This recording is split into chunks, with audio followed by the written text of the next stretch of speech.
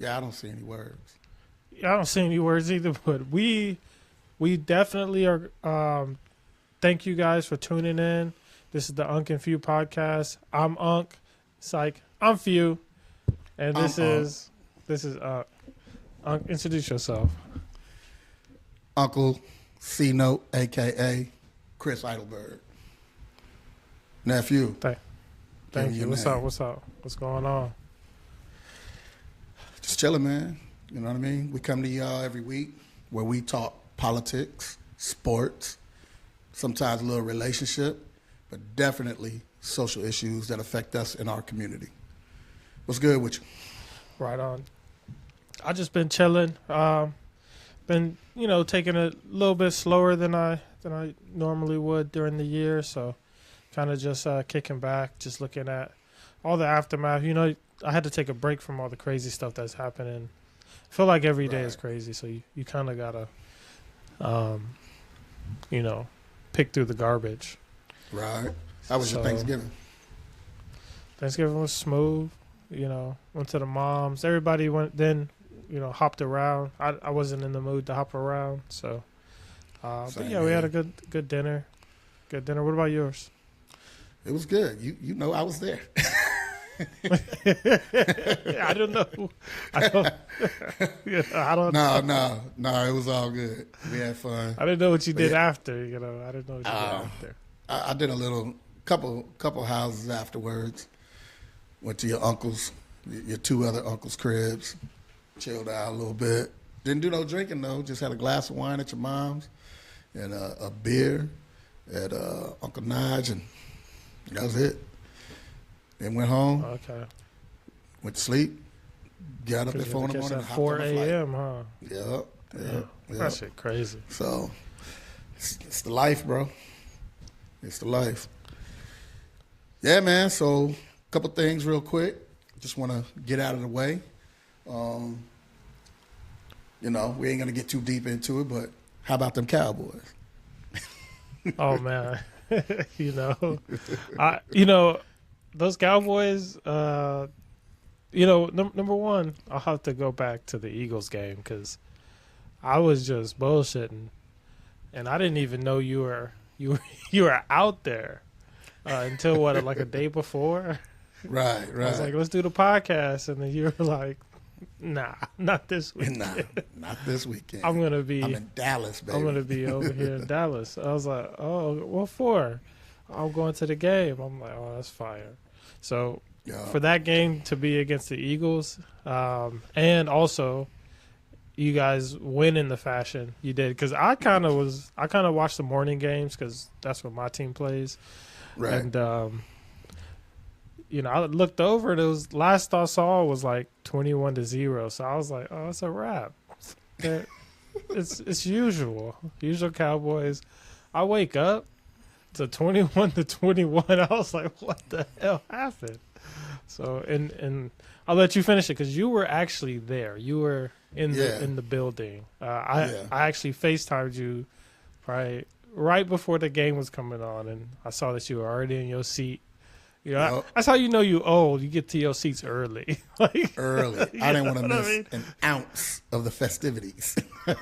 You see the kickoff. We got into the stadium. All right, we got to the stadium. Had the driver drop us off. Got into the stadium. And right out of the gate, double shot of Henny, right? With a little lemon juice in there. Double shot of Henny. The wife had a Crown and Coke. I think she had a Crown and Coke. Yeah, something like that. Anyway, so we kind of getting the pregame going while at the game. We there about 2 hours early before kickoff, but it's a vibe at Cowboy Stadium. It's a whole vibe, right? So, it ain't just show up, go into the game. You got the tailgating going on, which is at every stadium across the NFL, but it's more than that. People travel to go see their teams play and hopefully beat the Cowboys, and it's an experience for them because. For most teams, and I know I'm going to sound delusional, and I know you're going to call it out, but for most teams, that is their championship, just beating the Cowboys because we're that hated, right? So they travel, bro. I mean, busloads of Eagles fans. And the last time I went, it was busloads of, at the time, it was Redskins fans. And so it's a whole vibe. They got everything going on. They got stages outside the stadium, people on stage, DJ, all of that. It's just a festivity going on before the game. And even if you're not a Cowboys fan, I recommend you got to go to Jerry World at least once, right? Experience that. Go see your team, go rep your team, have a good time. But experience Jerry World. Now, back to the score, 21-21. So, yeah, before we got there, it was 21-0, 25 seconds left before halftime. I leaned over to the wife and said, look, Cowboys come out here and they don't do nothing in the third and the Eagles score again. At the end of the third quarter, we out of here, right? We're going to try to beat the crowd, beat the traffic, all that. All right. Lo and behold, them boys held the Eagles 100% scoreless for the rest of the game, the entire second half. I mean, fumbles. I don't know if there was an interception. Not sure.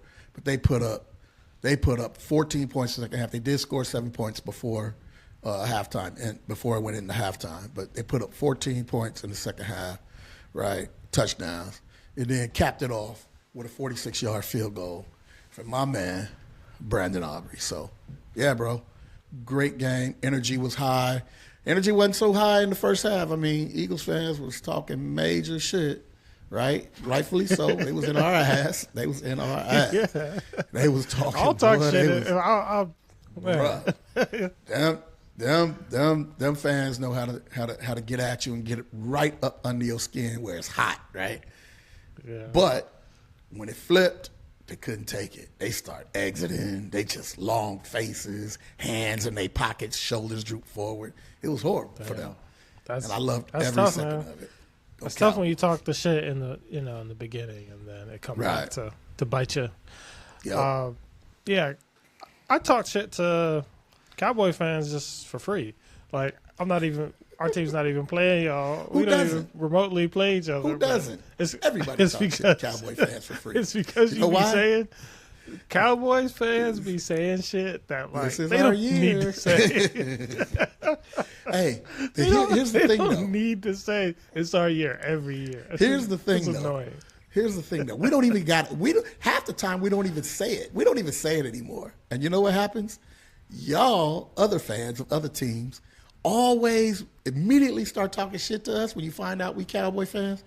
And you always say, y'all delusional. Y'all always talking about this show year. And we didn't even say nothing. Like, we might not even be on that this year. But y'all love to bring it up and point it out that we used to say that, over the last 30 years. But thankfully, I'm one of the true fans that got to see the last 3 Super Bowls that they did win. And I know what it takes to get there. So, yeah, even you got to have that hope and that faith in your team. I just try to speak life into them. I'm not a delusional fan. I'm just feeling like if I put it out there in the universe, it just might happen. I see you laughing. Oh, what'd you say? You disagree. Hold on. You disagree. What did you say at Thanksgiving? Because I called it out. Whatever you said, I was like, this is the reason why. I can't remember. Do you remember? Probably something about if we run the table, which I have a feeling we're going to, Detroit's going to be probably our toughest game left, barring injury or somebody doing something crazy. Detroit's going to be our toughest game left. We run the table.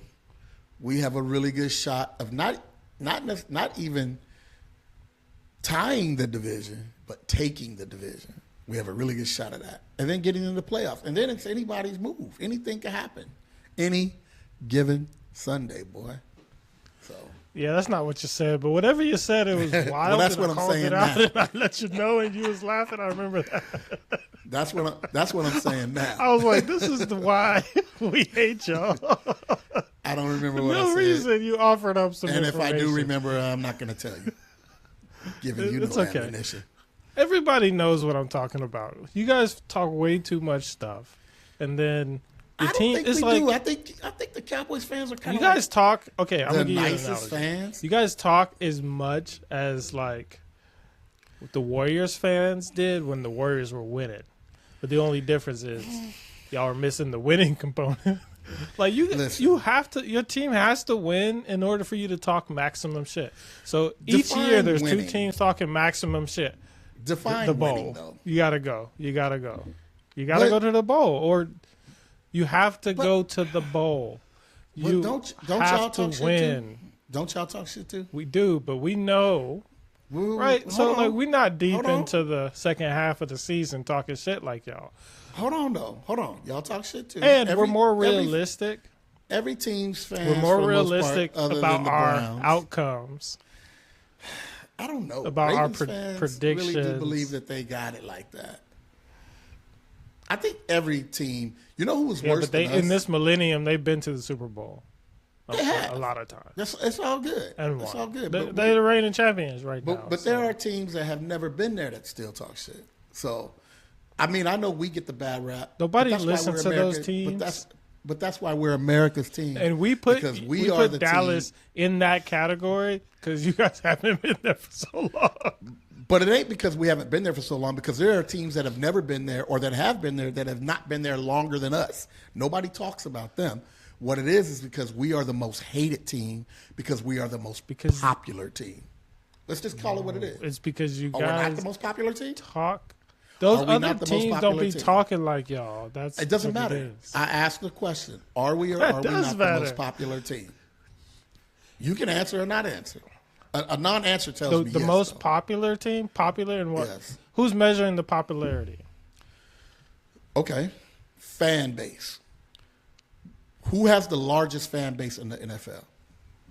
Be real. You guys, and you guys are the most disappointed fan base as well. We are. I'll give you. I won't say the most disappointed. Probably. You know what? I'll give you that. And the only reason I give you that is because we have the largest fan base. So we are going to be. We per capita, we would be the most disappointed fan base because we have more fans than any other team in the NFL.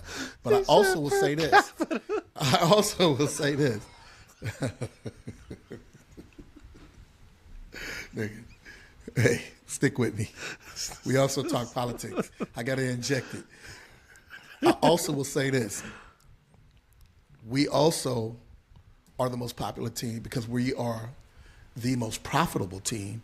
And the Cowboys, Jerry Jones in general, has changed the way the NFL operates. Without him, none of y'all would be anything right now. Real talk. He changed the way the NFL operates. He brought the sponsorships. He brought Nike in. He brought Pepsi in. He brought all the major sponsorships. Oh, he opened the door for all of that. Even when the NFL was fighting him and didn't want it, he made it happen for his team. And the other teams were like, well, damn, we can't compete with that. So we got to do it too. He changed the game. Just go take a look. You go out So there he and go brought visit the all that Star. stuff, but he couldn't bring himself to sit his ass down when he need to. No, because he's you know why? You know why? He's not a Because good GM. He's just He's sit, not a good GM. Sit his ass no, down. I'm 100% agree with you. He's not and a just good run GM. Jerry's world But from up there. he's an alpha who is a very much a control freak, and I think he's learning. You know, it's going to be a slow go of letting go, but he is an alpha who is a control freak, and he built the Cowboys into what they are. Right? They were already America's team and a popular team long before Jerry Jones owned them, but he took it to another level, and he does want the credit for winning the Super Bowl. Now, he hasn't done enough to get there. Now, this year could be a little different. Disappointed when they let Micah go, but that Pickens pick up, right? And now Quinnen Williams pick up, Kenny Clark pick up. Bro, I'm not saying we're going to win it all because I'm not going to sound like that delusional fan, but the second half of the season is looking a whole lot better than the first half of the season. And it ain't like the Eagles are doing too great. We beat them, and then they lost yesterday to the Bears. We took care of the Chiefs on Thanksgiving, and nobody said. Everybody told me I was stupid for going to the Eagles game because we was going to get our ass whooped. Didn't happen. What we did in the first half. Everybody said that ain't no way the Cowboys beating the Chiefs. You know, Mahomes is coming to town. Hometown kid. Ain't no way. Well, we saw what happened there. Now, Detroit's going to be a little problem when we go up to Detroit. I'm going to acknowledge that. But after that, bro, I think we run the table. I think we run the table. If we can get past Detroit, it's a wrap. So I don't say I no understand. Super Bowl. I'm just saying if the Eagles lose another game or two, which they very well could, given their schedule, and they're having issues over there in their locker room, and that's internal stuff, and they got to get that together. But if they lose a couple of games and we win the rest, we easily can win the division, bro. It's just the way it goes. And all you got to do is get in, and I'm not going to say we're winning the Super Bowl and all that, but you just have to get in, and then everybody's 0-0, and you got one shot. Now, the only team right now, well, I'm not even going to say the only team. There are two teams right now that are super scary that Cowboys would definitely have to face. If they made it to the NFC Championship game, they would have to either face the Bears or they would have to face the Rams. Both of those teams are scary. So, that being said, go Cowboys. I feel you. I know you can't say, hey, we're going to win, because you guys already spent those credits so many years in a row. You guys are, as a collective audience, well, we got to be smarter. We got to be smarter. You guys have to trade something with us to be able to say that. With us, you mean other fans? Other fans, because we don't be doing that shit. But see, by you saying with us proves my point that we are the most popular team. Because us is not just the Ravens fans, which you are.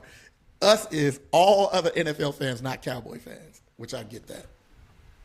That doesn't mean that. That means you guys are just that much delusional. But we are the most winning popular the Super team. Bowl every year. But we are the most popular team. Okay, I'll give you that. But it's only because you guys are so great for back then that when everybody came into football, it was probably that time, and it's like. Well, we weren't even. We weren't even. It's probably like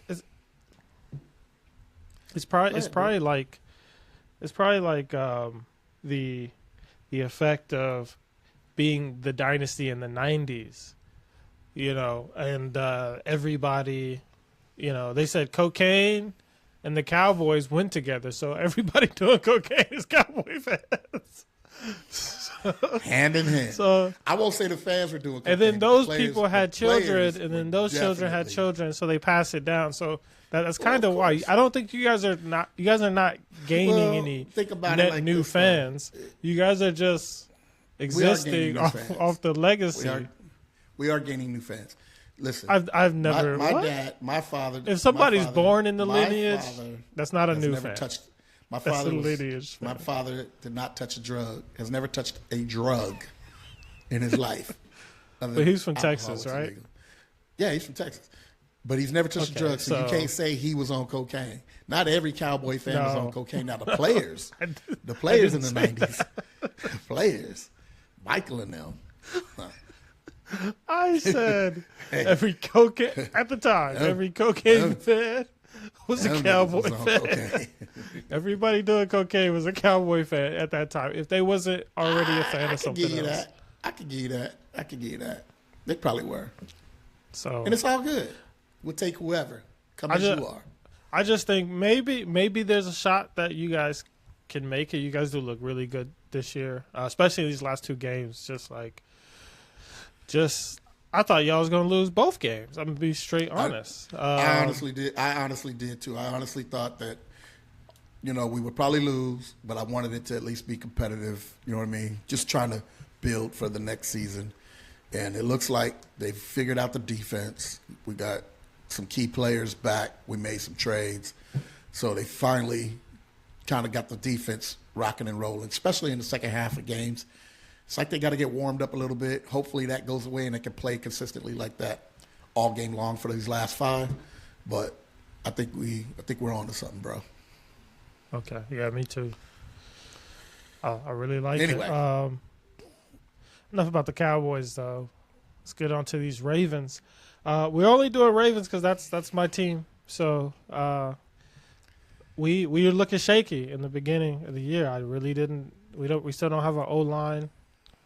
But they got the defense somewhat a lot better than it started.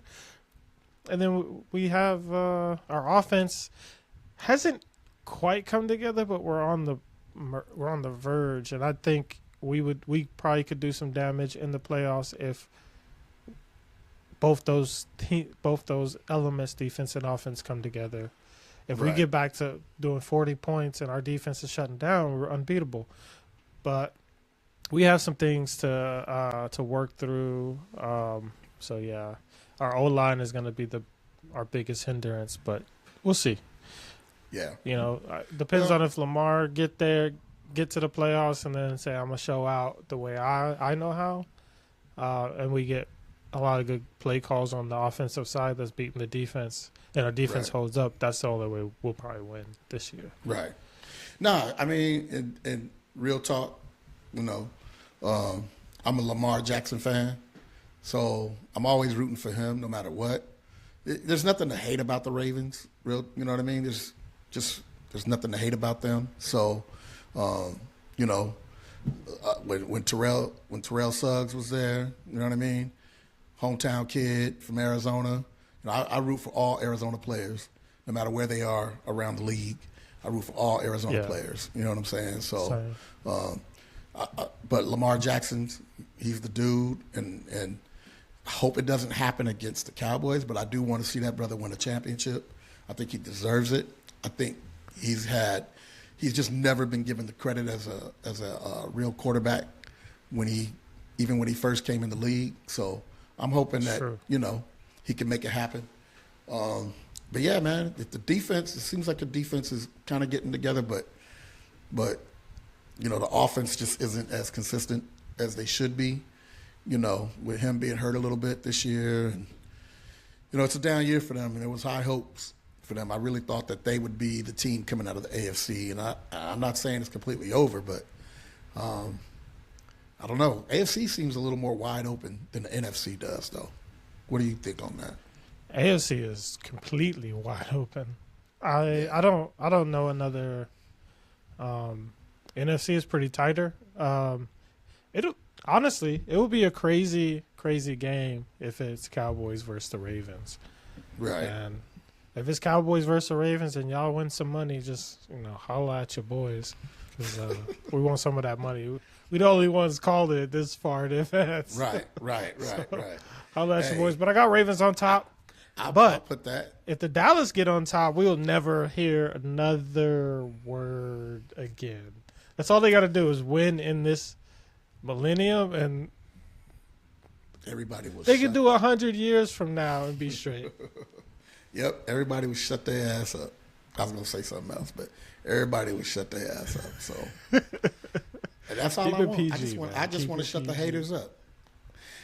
Well, for a little bit, we'll try to keep it PG for a little bit. But everybody We will got shut a their long- ass up. So, Yeah, that would Anyway. be crazy if those two teams play in the Super Bowl.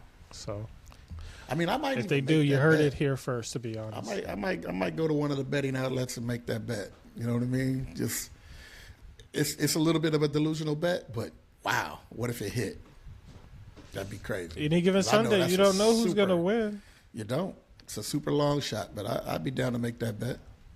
If I was a betting man, I'd make that bet, especially if Right. it's like $100, $200. It's like, okay, I hear all bettors lose their money. I've never heard a bettor that's like, I'm up. Actually, Nah, most I've never. most I'm like, bettors, you got the unicorn in the group that somebody will drop a stack or drop $1 million and boom, they won like big. But most bettors lose for the most part. so It's designed that part that I way. just don't. Yeah, but I don't get it. Like, why would you continue? It's the thrill of it. Like, just it could be that one that puts me into retirement. You know what I mean? So I'm not a it's big like- bettor. I have a couple of the betting apps, and I throw $10 here, $20 there, but I ain't risking a mortgage. Not even one mortgage payment. You I ain't can't. doing- Like, I ain't doing that. I ain't crazy. that's like So, a huge chance you're gonna give this money away. You're Right. just gonna lose it. So just gonna lose. yeah, Oh. I was talking. We're talking to my sister. I didn't know she was betting, but she started saying shit. She started saying shit like, "Yeah, Lamar Jackson. That's a if he get 50 points, and I'm like, Lamar Jackson, 50 points. Oh, she in Do you fantasy? bet? Like, do you bet? She was like, yeah, I bet. But it was like which sister? Rank in order of number. We probably don't want to The say their one. names right now. number Oh, one. the first number one sister. Yeah, I can Yeah. see her betting. I can see her betting. But It is was she just the betting, or language is she on- was or is using. she in fantasy? Nah, betting. Okay. Because fantasy you don't use that language. Nah. Well, you do because they get points. You don't do the Like she might have total needed- points, she right? might have- she In the might have- game, right? Well, she might have needed 50 points out of Lamar to win her game that week for whoever she was matched up against in fantasy. Yeah, See what I'm but saying? yeah, I feel you on that. But what she Because was in my talking about fantasy- was the total game equaling 50 points. Oh no. So I was like, me yes, see. you're definitely betting. So right now, I'm up. Hold on, I'm gonna tell you. In fantasy, where's my? Oh wow. Tells me fantasy football is currently unavailable. So I'll come back to it. So what else has been going on with your nephew? Man, shit, just honestly, just trying to just basically get all my year end, get started on a lot of things I'm doing, Mhm. in the entrepreneurial space. So kicking that off, Right. outside of that, just work, just wrapping up work. Excuse me. Just wrapping up work. Yeah. Nothing too Okay. much. That's what's up. Same here. Just getting things wrapped up for the end of the year before we go into our slow build season, and probably take a little time off. When around February, probably take a couple months off and then get back Couple after months? it in June. Yeah, our build season's ending, and once I get this project completed, then I'll start planning for the next one. But it'll be some serious downtime, so Oh, I'll be able to nice. spend some time at home and all that kind of stuff. So yeah, That's what's up. well, but That's yeah, cool. man. So So you get at least a big break. That's not a little break. That's a big break. that's a huge break. It's much needed. Yeah. You know what I mean? So Yeah. plus it's super cold up here in the Pacific Northwest, so I plan on coming home to Arizona, spending a couple weeks at a time. Come back Arizona, to my office here. springtime. You coming in Yeah, the right time. I plan to. Matter of fact, we got an event in February for a week in Arizona at Scottsdale Marriott golf course hotel, whatever it is, and so I'll be there for a week anyway, and just chilling. If you want to play some golf, let me know.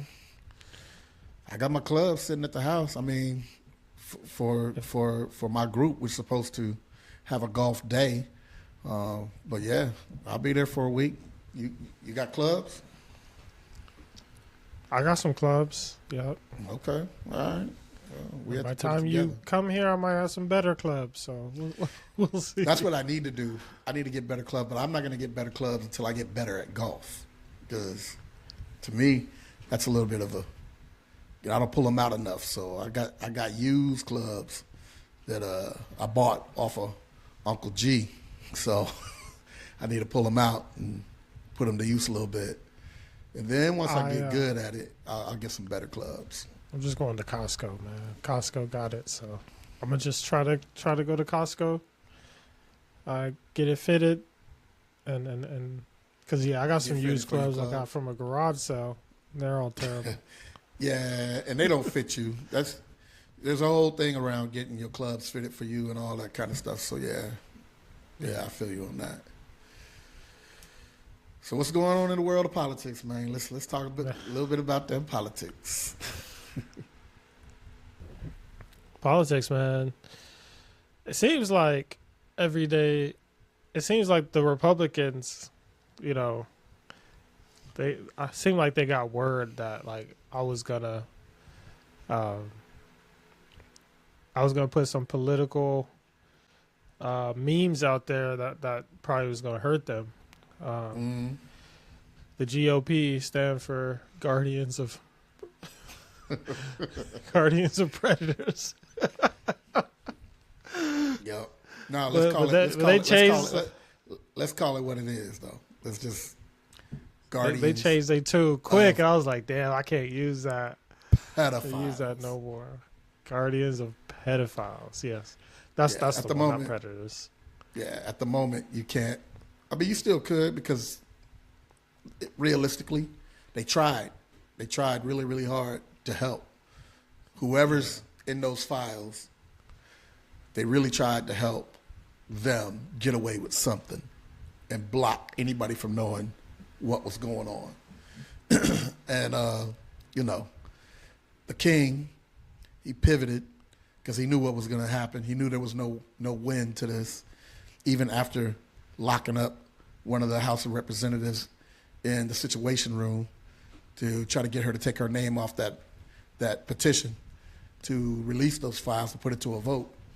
And once that didn't work, he knew the vote was going to go through. So he tried to pivot and make it like, yeah, I'm going to tell my people to just vote for it anyway. Like, I ain't got nothing to hide. Yeah, you do.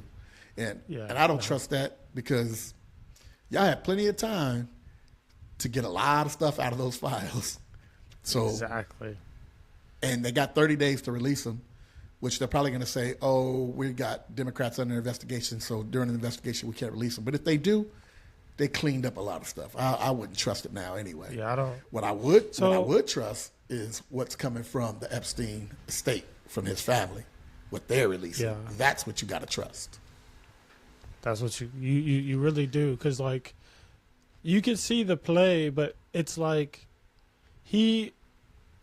Trump doesn't know.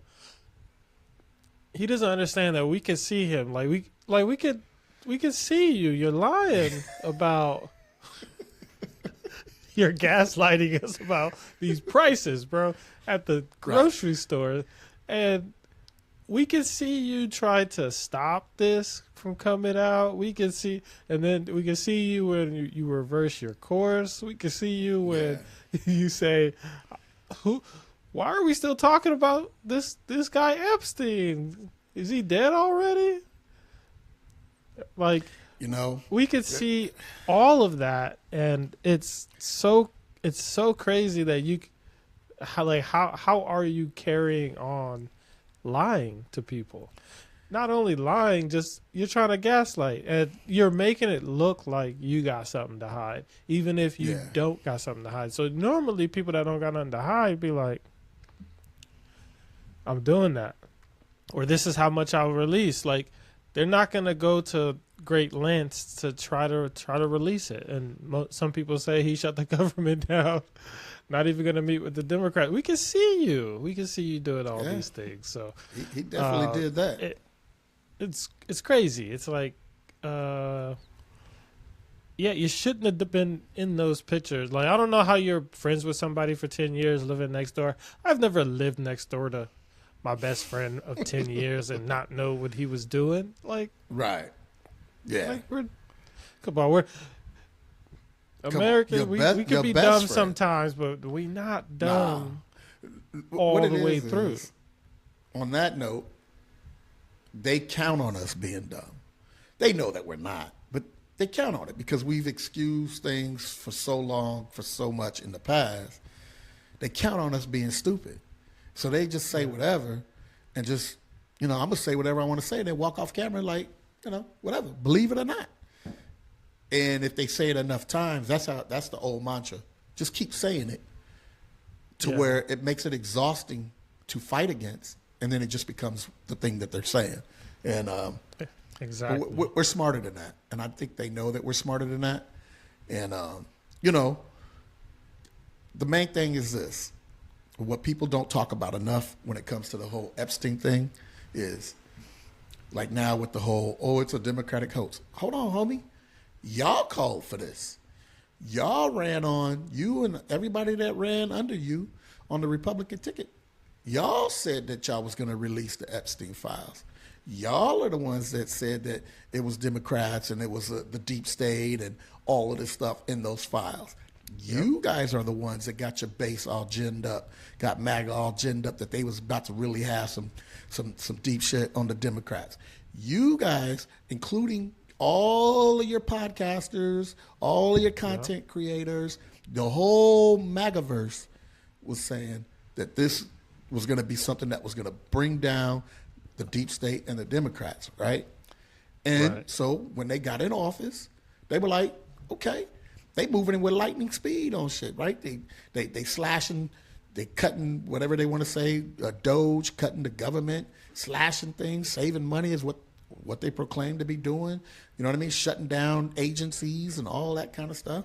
And then also, you know, putting ice in the streets and rounding people up. They were doing everything they said they were going to do, right? To their credit, they were doing everything that they campaigned on and said they were going to do. Their people, their people, not Democrats, their people. Let's get them Epstein files out. Pam Bondi going on TV, Fox News, talking about the files are on my desk right now being reviewed and all that stuff. Kash Patel talking about we're about to release them. They even had an event at the White House where she handed out binders saying Epstein files on them to a bunch of different people that they had guests. And then when they opened the binders, they found out it's just stuff that we already know that's public information. So once they came out and said, nothing to see here. There's nothing else going on, and there's no one else to investigate. Yeah, and so we're not going to release them after all. And we went, and first of all, MAGA was like, wait a minute, hold up. I mean, we talking about the deputy director of the FBI threatened to quit, Bongino. As they should. Right? And everybody was in an uproar, but MAGA got told to shut the fuck up. Real talk. They got told to shut the fuck up and move on.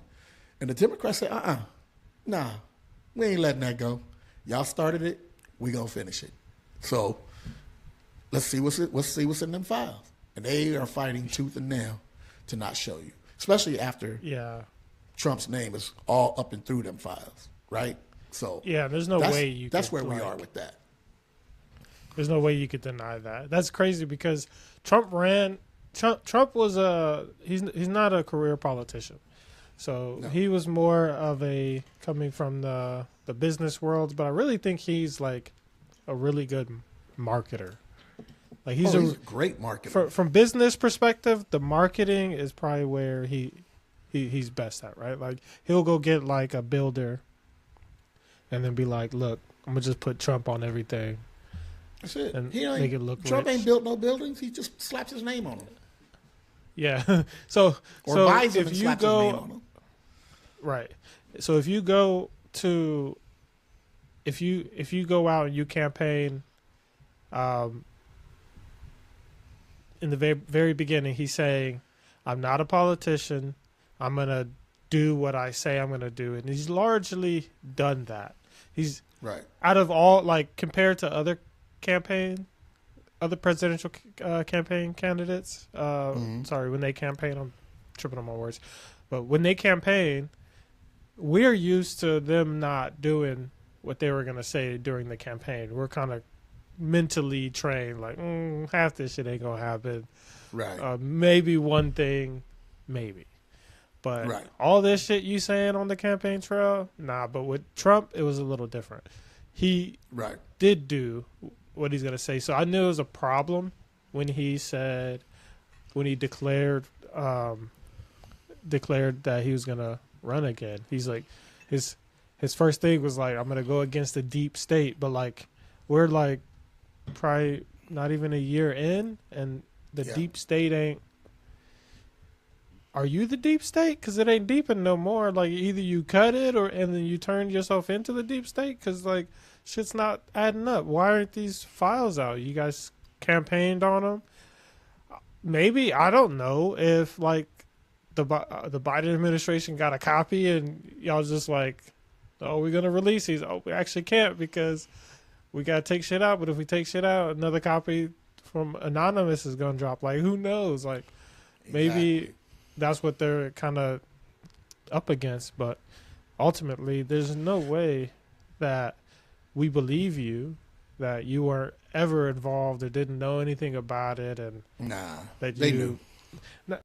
just on your first presidential run, something that would have killed another candidate. Right there in his tracks was that interview you did on TV where they you didn't know that they were recording the Right. Gambada, Yeah. So just that alone is like you've had some suspect things. So like people aren't like, oh no, it's too far fetched. They're lying. No, people are like, it's probably true. It's probably largely true. So I don't know how he's gonna come out of this one because I think they got two options. They could, I think he's already set in motion one of the options, which is subpoena most of it and give them the rest of it. The Yeah. non we're investigating over here, and we'll release these when we're done, or like we'll never release these because we're never gonna end the Right. investigation. Or you have to give them, or you give a redacted version. So there's really three options, but I think either option, two of them make you look guilty. The option that's less than I'm gonna release everything, it makes you look guilty. Right. And the thing about this is, and we have to say this just so that we're not looking like we're just picking on, Trump and the Trump administration and what they do. The whole thing about releasing the Epstein files in the first place, it was about, for them, it was about taking down the deep state, but they also did it under the guise of getting justice for the victims, right? Of Jeffrey Epstein and Ghislaine Maxwell. Let's not forget about her. So they touted it out there as though they actually cared about pedophilia and wanting to find justice for victims of pedophilia, no matter how old they are now, no matter when it happened to them, wanting to find justice for them, correct? So, so now they're not doing that. But we have to make sure that we say that when we say we want it out there, yeah, there's an appetite to see anybody that's in those files be taken down, but it's from a political perspective. But there's also an appetite. Everybody. Yeah, there's also an appetite to get justice for those victims. I just want to make sure that we say that so it doesn't look like we're just jumping on a bandwagon, rabid dogs. Anybody, any human being that suffers sexual assault needs to have justice. Period. 100%. 100%. And I think this largely lost in this battle because why wouldn't you do that in the first place? Like, I don't understand it. It again, it just makes everyone involved, or I know there's things that the public doesn't know or may not know, but they're not saying that. They're not saying much of anything. It's just hiding, and it's okay. So it may be that there's a lot of people, powerful people implicated, and those powerful people need to have their day of justice because, absolutely, like 100%. a normal person like myself or yourself would have their day, wouldn't get the grace of having other powerful people block stuff for you, all because you sent money to them a lot of times, or maybe one time. Who knows? This whole, I think the people, just normal citizens, are seeing through the bullshit. Right. They're beginning to understand what the actual play is, what powers are involved, how big it goes, and who's willing to protect it. So, yeah, in the back of our heads, that's in the back of our heads. So whether we support you now or later, I think probably going to be largely irrelevant as long as that's in the back of our heads and there isn't actual justice. Because if there isn't justice, then you guys are down to do anything. You guys are Yeah. down to do anything and cover it up. So we've already known. We already known government is largely y'all gonna do what y'all want. The companies are gonna do what they want, and they're gonna pay you to do their bidding, and you leave the people out of it. So there's been American citizens who's really, really tired of that, and I don't think they understand that's what they're playing with.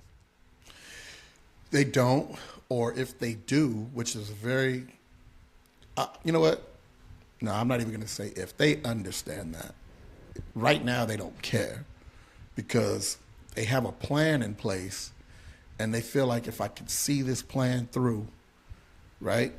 Project 2025, which doesn't get talked about too much anymore. They are deep into that right now, right? They're getting ready to try to dismantle the Department of Education, right? They got RFK over there, you know, with his crazy ass doing healthcare and going crazy on healthcare, like Trump said he would do, right? So, you know, Dr. Oz and all them people, but they know, they do know, and they do understand.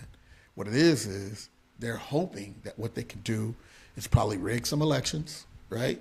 Gerrymander some districts, you know, which is quote unquote rigging some elections, especially in the middle of a 10-year gerrymandering period where you're not supposed to do that, right? And what they're used to is the other side not fighting back, because that's what Democrats normally do. They lay down. They don't even be in the same game with the Republicans. Let's just keep it real, 100. The messaging is usually off. It's usually, you know, identity politics, not really about all the people, right? It'll start off that way, right? But they dip a little too far into identity politics sometimes, and their messaging is off, and it's not about the suffering of Americans and what's happening to people and what's happening to their pocketbooks and their bank accounts, right? And the Republicans will tell you how horrible the Democrats are, and will tell you we got a plan to fix everything, right? They usually don't, but their messaging is usually so good, and they got so many surrogates all over the country, everywhere, from mainstream media all the way down to podcast content creators, radio, all of that, right? And they push that message. They push it. I mean, they got conferences and just so much to get their message out there that it's overriding and it's overbearing. And the Democrats don't usually have an answer to that. But this time around, the Democrats are actually fighting back, right? See what they did over there in California with the gerrymandering, put it to the people, right? If y'all going to do this in Texas, we're going to do it over here in Cali then. But we're gonna do it the right way so it can't be taken away. So a court can't strike it down. And the messaging is getting better. You know, we like to be a little bit more, Democrats like to be a little bit more on the civil side of things when it comes to talking crazy in the media about Republicans. But the trolling, the memes, and all that stuff, you know, Gavin Newsom and all of them that are now doing, unfortunately, you got to fight fire with fire. And the Republicans aren't used to that. But they're still not like thinking that the Dems will be able to keep that up. But these last elections that just happened showed me that people in general are tired of the games, right? They're probably tired of the games from, you know, both sides, whatever they perceive to be. And I'm not a both sidesism, because it's just kind of a thing to give people an excuse to not vote or not want to take accountability for what one side is really doing. But there have been things on the Democratic side that they need to clean up too. And I'm talking about more of the identity politics and not paying attention to what's really happening in people's homes, right? They kind of, you know, dropped the ball on some of that. But all in all, people are recognizing that they're hurting. The farmers can't sell their soybeans, right? Yeah. Trump going on TV telling people to buy Argentinian beef, right? China, like I said, China's not buying the soybeans. Crops going to waste. You know, I just watched a program 2 weeks ago on 60 Minutes about farmers that are committing suicide because they've lost so much money and the government's coming to their aid, right? That's a real thing in areas that a lot of people in this country don't live in, that that they're suffering from. And, you know, I'm not going to say, well, that's your fault, but a lot of it is self-detrimental because they put them there. But they put them there believing that things would get better for them based on what they thought the country was prior to, right? But that's not it. What they're there to do, this administration is there to enrich themselves while they can, right? And while enriching themselves, they also want to tear down the government as we know it, right? And have kind of a presidential dictatorship is what it really is, right? So, and it's up to us to stop that through our vote. That's true. The crazy part that I realized they were successful in getting the poor people to put in the rich people into power. So yeah, I was like, how did they do that? Because all of the legislation and everything is to benefit rich people. All the deals that have been made in, you know, foreign deals are to benefit rich people. If you break what the tariff strategy is, the whole doctrine is basically let us in your country to do business. Yep. Or else you don't got access to our country. We'll kill all the demand. So we know it's a lie to say, hey, these other countries pay the tariff. They pay it only in one way: is the demand is gonna shrink. Right. But the importers, so you ever bought something from another country, it'll come through customs, it'll be held, and then you either got to call them, you got to pay the payment, and then they ship it to you. Either way, you have to pay. So that's the same thing. So a business owner in America wants something from China, they got to ship it in, custom holds it, he has to pay to get it out of customs, and then he'll usually be like, I ain't paying that. I'm not going to eat that cost. That's going to kill my business. So I just got to raise my prices. So the normal person pays that. But the whole play is not on who pays the taxes, even though it's detrimental to the people.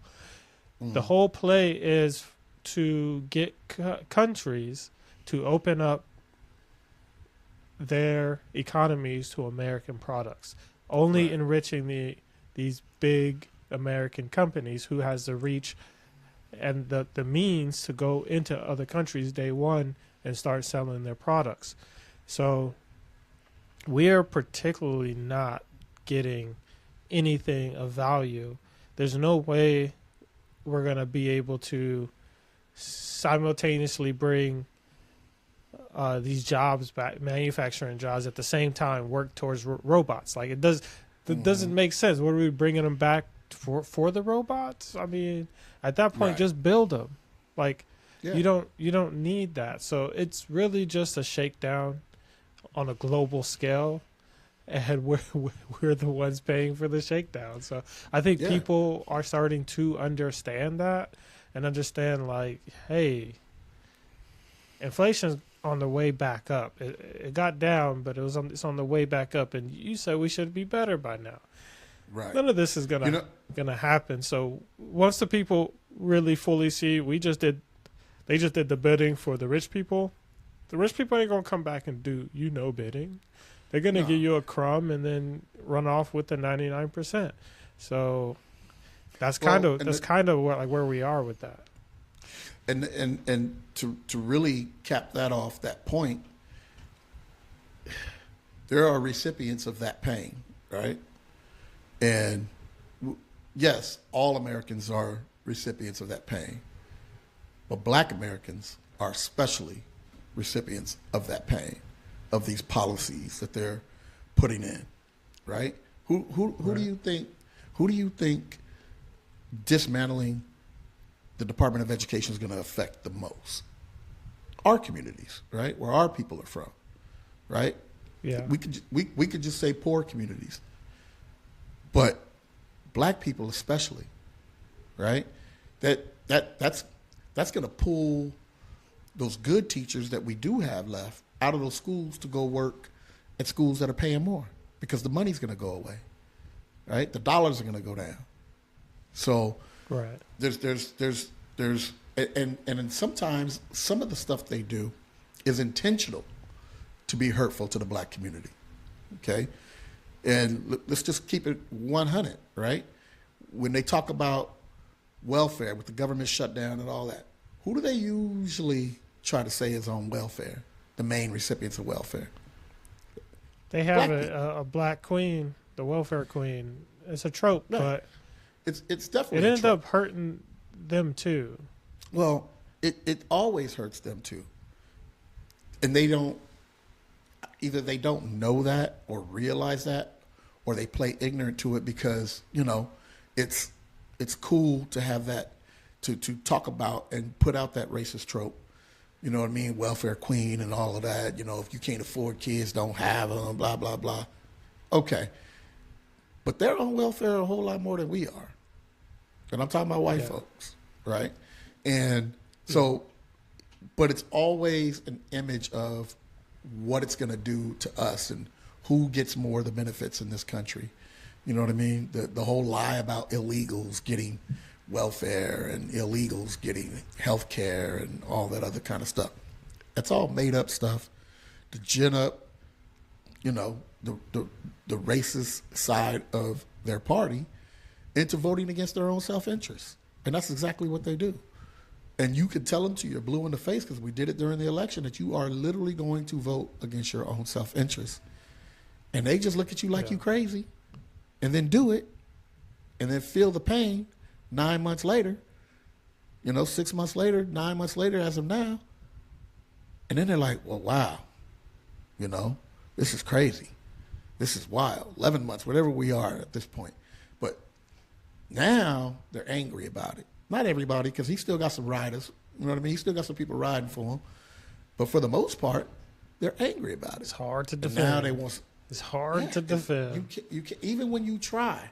Just like I said, when I watched that 60 Minutes about the farmers community, they were hurting. They were talking about hurting. They were saying that they hope that the Trump administration will come to their rescue. And they were still saying, we don't understand why he's doing this, but he must have a reason. They were still trying to figure out reasons to defend what's happening to them right now, right? Tell them to watch this because I told them what the reason is. Yeah, They want the it's money. It's money. They're buying up the farms. If the farms go broke, right? We keep hearing J.D. Vance is part of some company that buys up these farms and that distressed farms that need to be sold because families are going broke and farmers are going broke. But who they not buying up farms from? Black farmers. Because we're used to this. We're used to not getting the subsidies. We're used to not getting the help. We're used to being redlined out of getting the subsidies and the help that typical farms get to stay afloat. And they figure it out in other ways. And I'm not saying that they're not hurting, but they're staying afloat and they're doing okay because like I said, we're used to it, and they figure out ways to make it work, sell their crops, sell their pork, sell their beef. You know what I mean? And I think that overall the black community also steps up in those times to really help them out because we already, them farmers already know they're not getting nothing from the federal government. If they are, they're going to be at the end of the line getting the crumbs, right? So the black farmers, I take my hat off, even though I'm not going to take my hat off, but I salute them because they always figure it out every single time. 100%. Salute. Yep. And that's pretty much our experience. So when it was like, oh, we're gonna cut this, we're gonna cut that, I think most of black people was like, okay, we gonna figure it out like we always did. But yeah, a lot of people. Me and Uncle T, Uncle Terry was like, we want to see it. We want to see everything they say they're gonna do. I want to see it all. Yeah. Right. Because I knew you guys feel on like, that time. Yeah, and I feel like people needed to feel that pain that was coming to wake up because they weren't waking up. Especially the blacks for Trump, the Latinos for Trump, and all that stuff. They weren't waking up to what was about to happen to them. the blacks for Trumps are just quiet. They in a corner somewhere, like, please forget about us. The Latinos are actually, they realize the error of their ways in their vote, and they're kind of speaking out. I see them around the little town I'm in, protesting and all that kind of stuff. Yeah, but yeah, the blacks for Trump. The Latinos I'm still actually disappointed in now. sway. If they could have voted with like the majority of the black people voted, Trump wouldn't be in office. But I think the Latino vote pushed it over the edge. It did, and they could have voted, but they could have. Here comes that proximity. I don't really know why, but they understand. Oh, I can tell you why. What was being said? You want me to say it? Yeah. The proximity to whiteness, because what they perceive that to be is they would do better if they were looked at, accepted into, and got the same benefits that they believe white folks get. So they were sitting next to their proximity of whiteness, and that's why they voted in the direction that they voted, right? And yeah, that makes sense. Just, and that's they're just partly that doesn't. Probably that's. But they don't understand that those people too, right? hurt too. Yeah.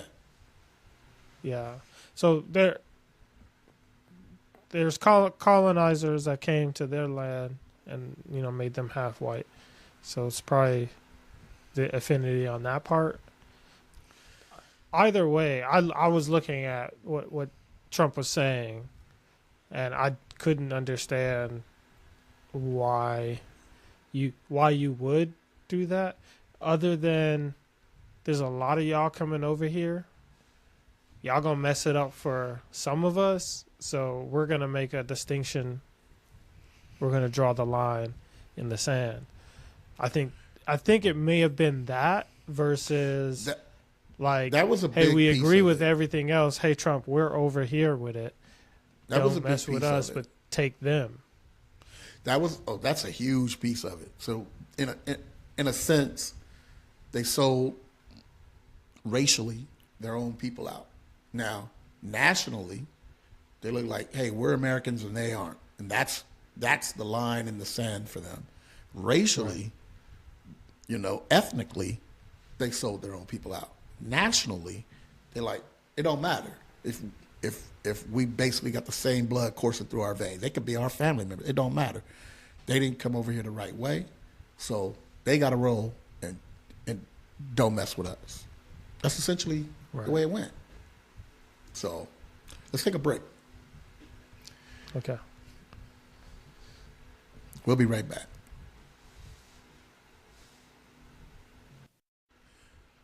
All right, welcome back, everybody. Unk Phew podcast. Nice little break there. So yeah, nephew, it was a great conversation, man.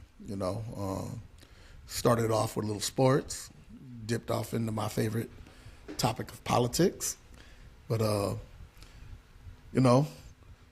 just think that like we talked about, the Democratic Party needs to keep their eye on the ball, have better messaging, and the people realizing and understanding what's happening to them. It's probably going to make a difference come next year in the midterms. Yeah. I agree with you 100%. I think I initially thought like people got amnesia, but then it was because the economy was so good that people had some reminiscence. They were remembering, how it used to be, but how it used to be was also chaotic. There's just no good economy you got going with it, and I think it's always like 4 years too late. Right. So like you'll get the economy of the other guy. Exactly. Largely. Well, and when you think about that, Obama left a great economy for the first Trump administration. And Trump got all the credit for a great economy until he fumbled COVID, right? Yeah. And he fumbled COVID. He fumbled COVID because I was like, there's no way he's losing on this record. Like even Yeah. even though the bad stuff happened, but it wasn't like He also people had could smart point people. to something specifically. Yeah, and he also had smart people around him in that first administration that knew how to keep that economy afloat that they were handed, after Obama dug it out of its grave that Bush put it in and handed off a great economy to Trump.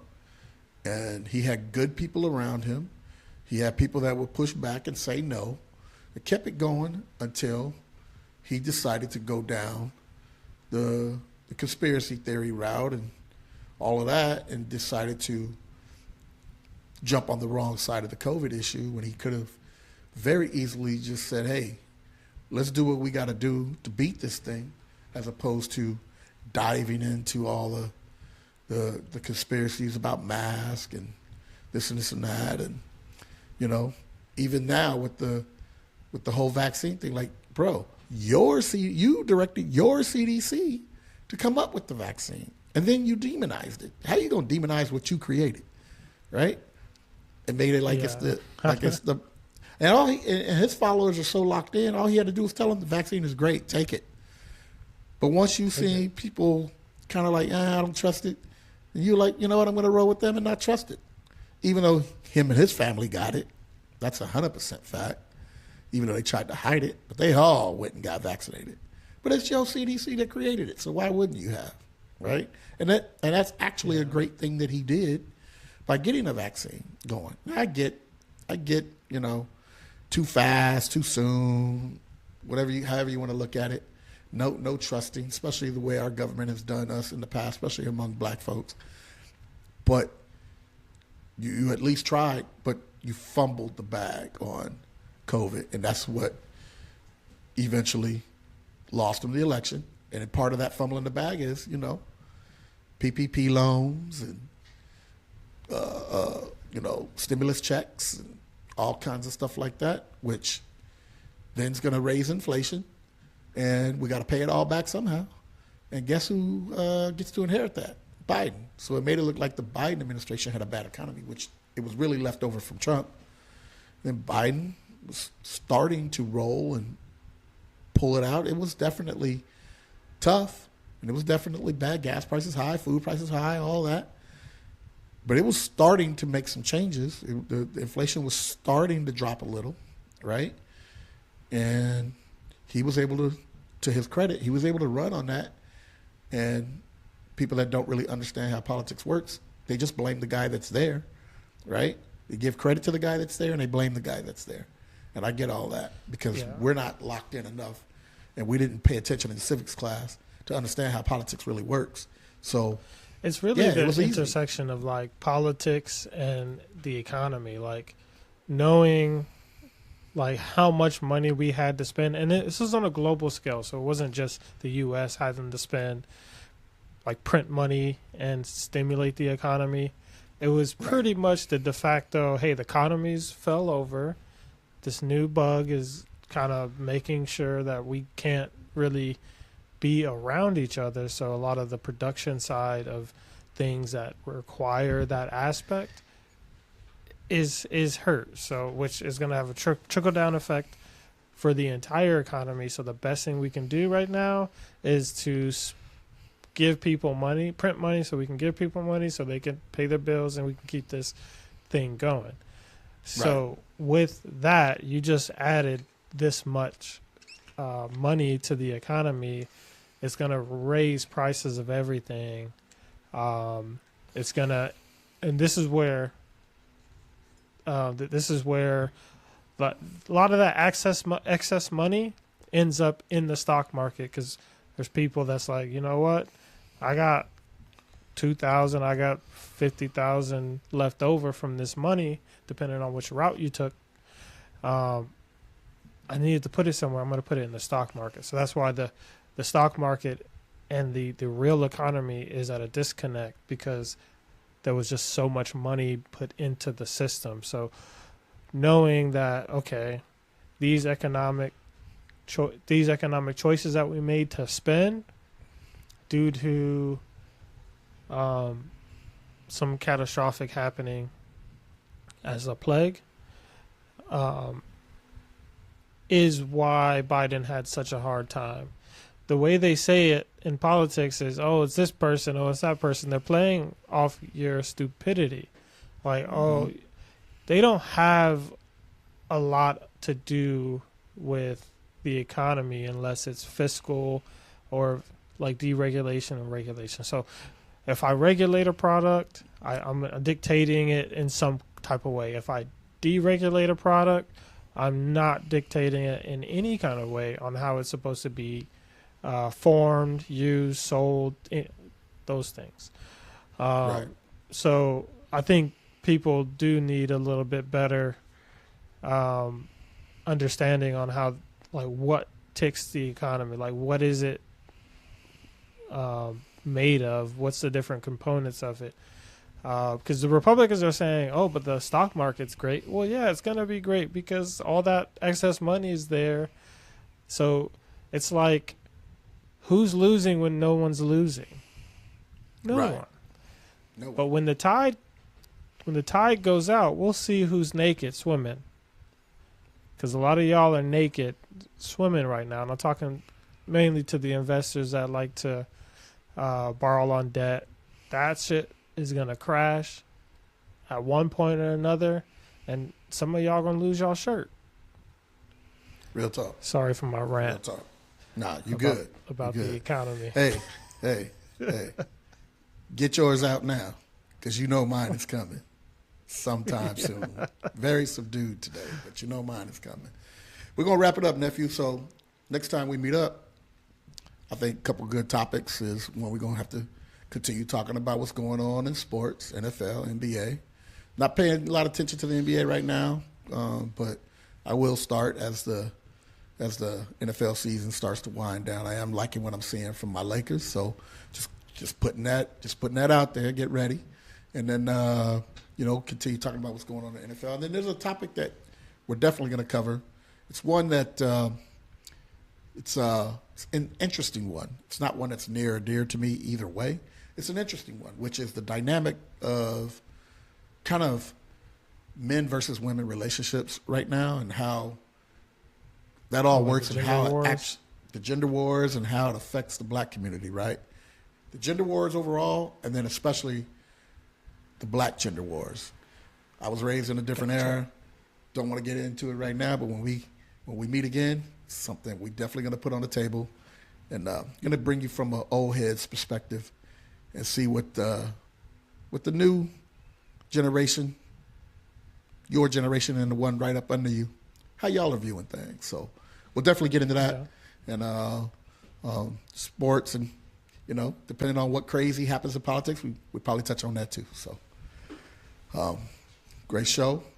Look forward to seeing you again next time. Until then, stay fly, stay classy, bro. All right. Thank you. Thanks, Unk, and thanks everybody for tuning in to our very first podcast, and catch you on the next.